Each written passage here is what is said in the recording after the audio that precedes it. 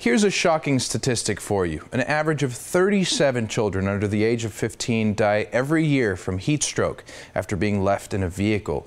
The fact is that even one child lost is too many. And here to discuss is child passenger safety expert Amy Artuso. Amy, good morning to you. Good morning. Shocking number to start our segment with, but why is it that there are so many hot car deaths every year? There's three primary circumstances that contribute to the overall number of deaths.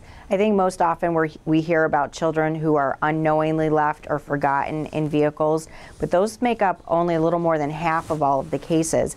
The other half are coming from children gaining access to unlocked vehicles and parents and caregivers knowingly leaving children in vehicles, not because they intend to do harm, but because there still really is this lack of understanding about how quickly the temperature rises in a parked vehicle and becomes life-threatening for children.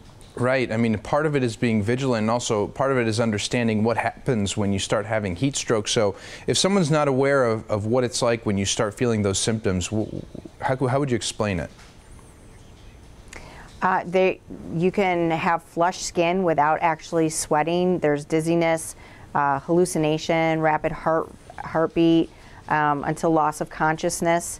And children are more at risk because their bodies heat up 3 to 5 times faster than an adult's. And when their core body temperature reaches around 107 degrees, that situation becomes fatal very quickly. Right. So looking a little bit closer to home, is Arizona doing enough to take care of these potential problems? So Arizona has had 33 deaths since 1998. Our position is one child is too many. And in your state, there is not an unattended child law. So that's definitely something we would like to see happen. One positive is that there is a Good Samaritan law that addresses helping a child that you see unattended in a vehicle.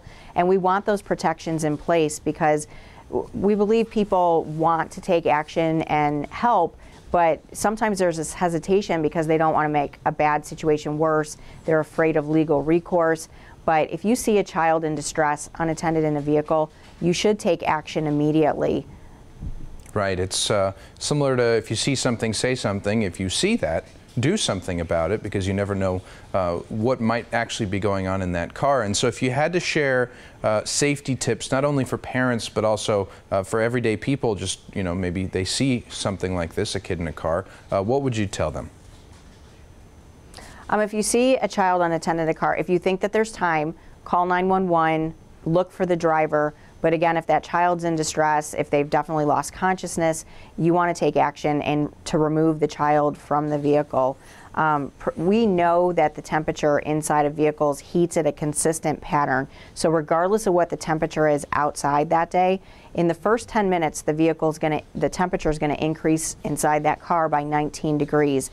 And 80% of the overall heat increase that'll happen in the first hour actually takes place in the first 30 minutes. So again, these situations become fatal very, very quickly for children. Yeah, sobering statistics for sure. And so if people want to learn more information, get more resources, where can they go?